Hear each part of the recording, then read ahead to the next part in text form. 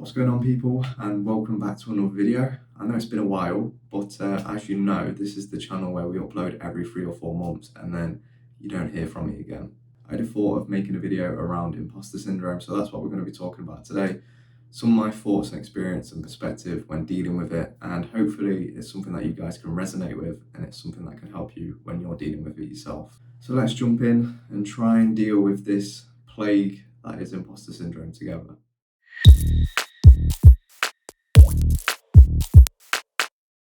So imposter syndrome is this very intrusive feeling and it can arise at any point. So I don't know exactly what it is that triggers it. For me, it can be something as very basic as wanting to put some content out there or facing something very challenging, where I say to myself in that moment, you're not good enough at what you do. I discredit my skill set, my reputation, my credibility. All of that kind of goes out the window.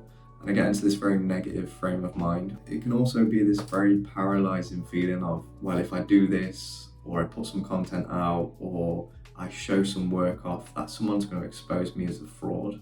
And like I said, that can be paralyzing because it stops you from putting anything out there. It stops you from expressing yourself. It stops you from putting what makes you unique as an individual out there to the public.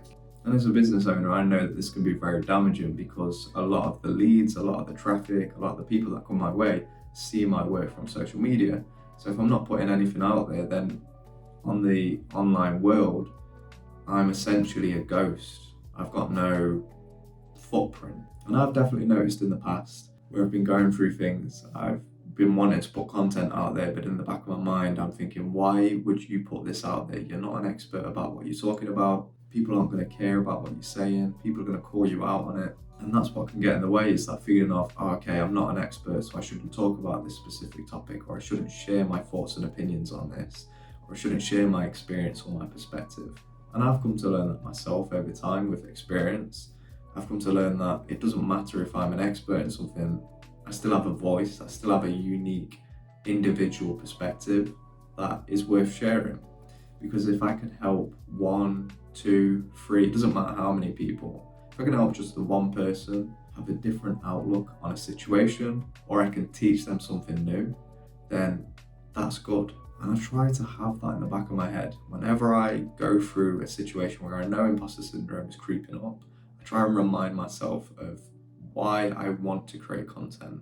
Another way that imposter syndrome can get in the way is often through social media as well, where we a lot of the time can compare ourselves, our lives, again, our skill set to other people. You know, I follow so many talented designers out there, and in the past I've definitely looked at their work, compared it to my own, and thought, why am I doing what I'm doing? This guy is levels above me and I'm never going to reach that level. And it's just the wrong mindset to have. And a shift in perspective often is going to be so helpful when getting out these negative frame of minds. It has been for me anyway. Instead of looking at the talented designer or the person that I look up to in the community and saying to myself, I'm not good enough, I'm not worthy, I look at their work, and if it is so many levels above mine, instead of saying in that moment, I should pack it all in, I say to myself, what could I be doing differently? How can I reach the heights that this person has? I try and take it as inspiration or motivation, which can be very hard to do, particularly with the amount of information that we've got to take in constantly with social media. The images that we constantly see, people doing well in their life. And if you're not doing so well in yours, then that can be so hard to deal with because you're constantly comparing your situation to someone else's. And the comparing is what can be super damaging. Like the designer, I don't know what their background is. I don't know where they studied. I don't know if they studied. I don't know how long they've been designing for. I don't know how many hours they put into this project. And context aside, it doesn't really matter. At the end of the day, you should stop comparing yourself to someone else because you're on your own journey. That doesn't mean that you shouldn't look up to other people, but it certainly means that you shouldn't let their path get in the way of yours. I always try to take a breather as well when I'm going through imposter syndrome. I can give you a perfect example of how I've dealt with it recently and what definitely helped me overcome it in that moment. So I got a message from Dexter at Crafted Studios. I've been working with Crafted Studios for I think about a year or 2 now. And Dex asked me if I wanted to work on a t-shirt design for Crafted Studios. And at first, I told myself I couldn't do it because I don't specialize in t-shirt design, I don't specialize in apparel design, that must mean that I'm not good enough for the job. Completely disregarding the fact that I'm a logo designer, I'm a brand identity designer, which would massively help me through this project. But in the initial reaction, I told Dex I couldn't do it. And immediately after sending that message, I took the dog for a walk. I got some fresh air, which I really needed. So when I was out on the walk, I was away from the work. I wasn't thinking about the work, but I was thinking this is an opportunity that you might have just missed, which could have had so many positive things to it. And I started to think about the project and what I could bring to the table in that moment.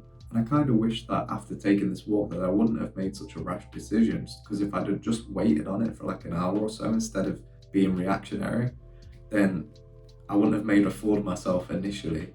But I got home after the walk, after basically having a fresh mindset, and I told Dex I'd take it on because I realised that it was the imposter syndrome talking initially that led me to reject his offer.